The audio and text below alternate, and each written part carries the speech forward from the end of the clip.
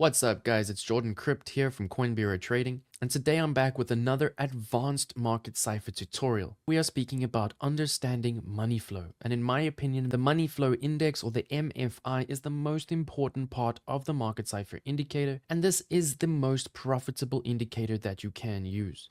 It is used by the highest margin, highest profit traders that I know currently in the market. It is very important that you've watched my other market cipher tutorials, including the setup, the intro to market cipher, the divergence and trigger wave strategies before watching this video. I have put them all into one playlist, and that link is in the description. If you are new to the channel, subscribe and let's get into it.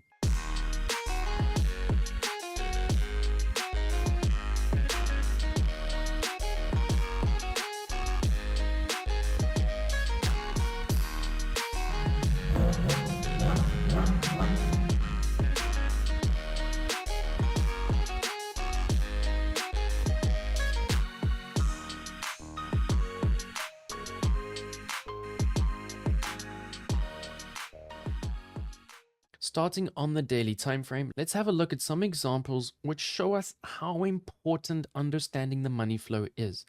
We need to understand, is the majority of money currently flowing in or out of this asset that we're analyzing and trading? This is complex and it does take some time. It is advanced, so please take it slow, let the information flow over you, and give yourself the time to practice, learn, and understand. After watching the setup tutorial, this is how your market cipher indicator should look. But for the sake of clarity on this tutorial, I'm going to clean it up a bit so that we are just looking at money flow. Looking at some previous price action for Bitcoin on the daily time frame. And now that our market cipher indicator is just showing our money flow, it should be a little bit more clear for you to see. The most difficult part about understanding the trend of the money flow is cutting out the noise. We can see a lot of spikes up and down, but what you need to do is use your pattern recognition brain and try to understand the general flow of movement on this MFI. Here we can see that money flow is trending upwards, it's plateauing at the top,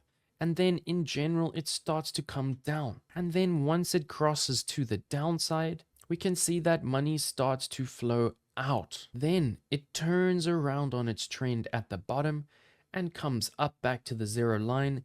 And when it crosses into the green, this is when our money starts to flow in. Looking at it like this, it seems very simple, but when you are using it within a strategy, it can become quite complicated. So try to understand it first in this very simple sense. Once you start to understand these movements in money flow, it allows you to get beautiful confluence into your trades to catch the biggest moves at the best times. Of course, if you've watched the other market cipher tutorials, you'll know that money flow is one of the 3 major levels of confluence we look for in our market cipher strategies. But for me, it really is the most important. Let's bring back the rest of our indicator and have a look at some practical examples with other confluence on where the money flow was giving us good and bad signals for our trades. The 10th of October crash is a great example of where Market Cipher absolutely nailed it. We saw the bearish divergence print and we saw the VWAP cross down with a nice curve towards the zero line. However, when these signals printed, our money flow was giving an upwards direction. When trading the divergence strategy, we want to see our money flow pointing in the same direction as the trade we're looking at.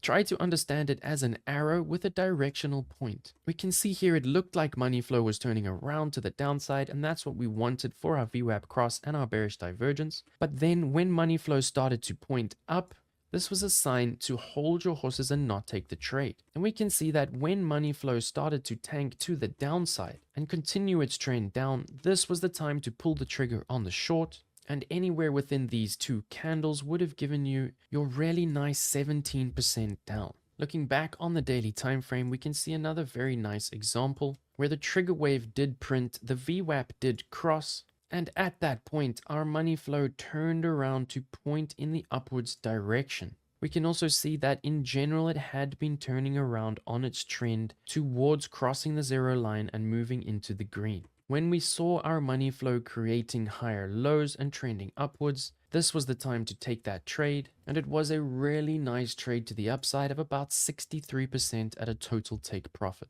There are some more complex nuances when it comes to reading money flow, but I will save those for a future video, as I don't want to saturate you guys now with too much information. Let's have a look now at a daily time frame example where the money flow was not in confluence with the rest of the parts of this indicator and signaled for us that it wasn't a good trade to take. Here we can see the green dot printed below the 45-degree line. Our VWAP was crossing up, but our money flow was clearly trending in a downwards direction. Hence, this was not a massive move to take, and the money flow was really our third level of confluence that we did not get, and hence we did not take the trade.